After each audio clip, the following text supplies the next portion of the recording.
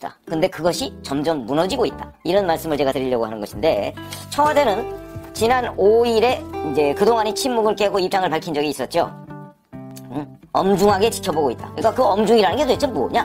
뭐 이런 걸 가지고 이제 설왕설래가 있었습니다.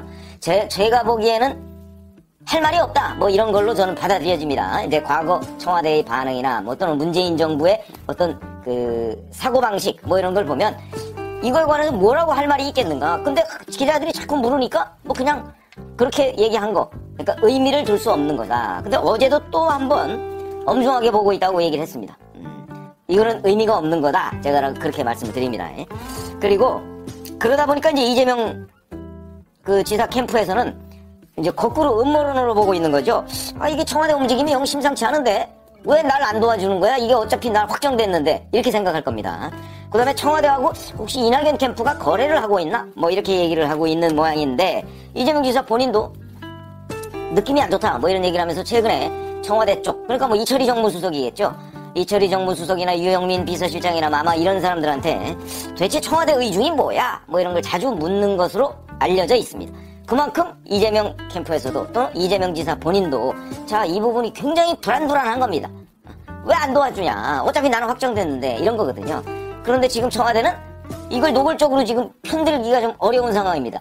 이낙연 캠프하고 거래를 해서가 아니고 여권 후보가 확정이 안 됐으니까 내일 모레 확정될 텐데 뭐 이런 얘기죠. 그래서 이제 이거는 약간 의미 없는 반응이다. 송영길 대표는요 6일날 이렇게 얘기했습니다. 경선이 끝나면 당이 총력 대응할 것이다. 이재명 후보가 혼자 외롭게 대응하고 있다. 이렇게 얘기를 했습니다. 저는 송영길 대표의 반응이 정직한 반응이라고 봅니다. 이게 바람직하지는 않습니다. 왜 그러냐? 이렇게 되니까 당장 이낙연 캠프에서 뭐야? 송영길 대표는 옛날부터 이재명 지사 편든 거 아니야? 편든 거죠. 충분히 편든 겁니다.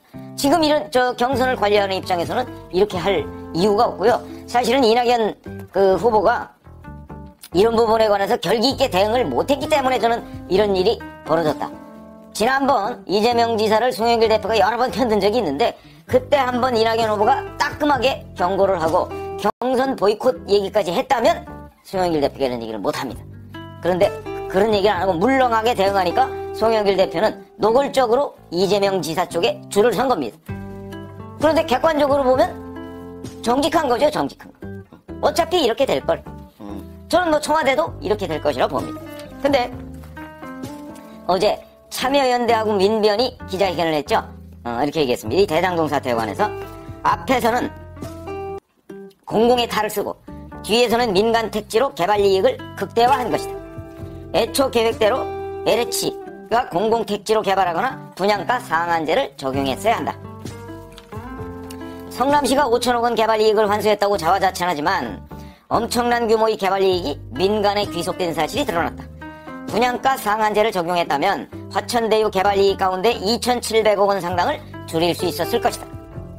관이 1조 5천억 원에 달하는 사업비용 투자를 면하는 대신 강제 수용으로 토지를 확보하게 해준 후 개발 이익 일부를 확보하는 것 외에는 공적 역할은 거의 없는 것으로 드러났다. 임대주택 건설도 최소한의 수준에 그쳤다. 이렇게 얘기했고요. 자, 참여연대 정책위원인 김남근 변호사. 이 사람이 지난번에 3월 달에 LH 투기 의혹을 조사해서 그때 기자회견을 했던 두 사람 중에 한 사람입니다. 민간 개발 시 10년 이상 걸릴 사업을 2년으로 단축하고 시가보다 훨씬 싼 가격으로 토지를 매입하도록 해줬다.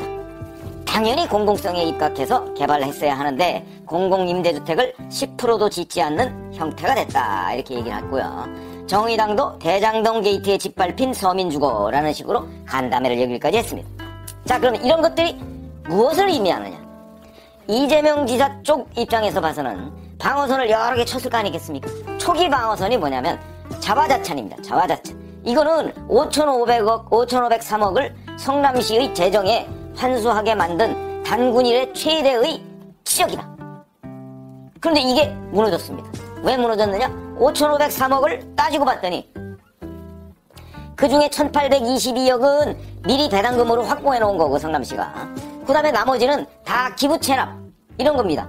뭐 터널을 뚫는다든가 아니면 뭐 거기 도로를 만든다든가 뭐 이런 것들로 해서 기부 체납입니다. 그러면 이재명이니까 할 수 있었다 라는 주장은 아무것도 없는 겁니다. 만약에 이거를 100% 민간개발, 민영개발로 했다. 그러면은 어떤 일이 벌어지느냐. 그러면 이제 성남시와 이 민영개발사 간에 협상이 들어갈 겁니다. 자, 여기 사회기반시설이나 이런 것들, 학교 용지, 뭐 임대주택 용지, 이런 것들을 얼마를 어떻게 조성해서 성남시에 기부 체납한다. 이게 5,503억이 넘을지 부족할지. 그 다음에 만약에 여기에 이게 남판교 지역이니까 남판교 지역에서 판교 지역이 얼마나 대박이 났습니까? 그러니까 남판교 지역 바로 이어붙은 겁니다.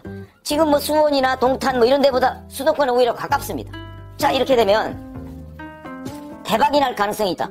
2015년 당시에 비록 부동산 경기가 지금 침체돼 있지만 아마 이것을 분양하게 되는 2019년이나 2020년이나 이때쯤 되면 대박이 날 가능성이 있으니까 그러면 초과이익 환수장치를 다른 데에 적용했듯이 평택 현덕지구, 우이래지구 이런 데에 다 초과이익 환수장치가 있습니다. 여기만 없습니다. 이게 이제 배임행위라는 거거든요. 그러니까 그걸 만들어 놓고 이렇게 했으면 최종적으로 성남시에 5,503억 이상의 정상적으로 개발을 했으면 민간 개발을 하더라도 5,503억이 넘는 돈을 성남시가 환수했을 가능성이 높다. 이게 지금 객관적인 분석입니다.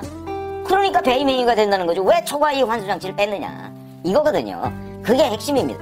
이재명이니까 기부채납 등 배당금까지 다 합쳐서 5,503억밖에 환수를 못했고 만약에 이재명이 아니라 다른 좀 괜찮은 행정가가 나와서 만약에 대장동 개발을 했다면 민영개발 100%를 하든 공영개발을 하든 간에 5,503억보다 더 많은 것을 환수했을 것이다. 지금 민변과 참여연대가 얘기하는 게 바로 그겁니다. 자, 그러니까 이재명 지사 이 5,503억 이게 1차 방어선이었는데 그 내용을 따져보니까 바로 무너져 버렸습니다. 그러니까 이제 2차 방어선을 쳤습니다. 그 2차 방어선은 바로 유동규는 나의 측근이 아니다. 이렇게 꼬리를 딱 잘랐던 것이죠. 그런데 유동규 씨의 2009년 이후 지금까지 12년간의 행적을 봤더니 유동규 있는 곳에 이재명이 있더라. 그게 성남시청 홈페이지, 성남도시개발공사 홈페이지, 그 다음에 각종 사진, 각종 증언, 언론기사 여기엔 수두룩하게 남아있습니다. 그거 미처 다 못 지웠죠. 그걸 어떻게 지울 수가 있겠습니까? 그 수많은 성남 시민들의 입을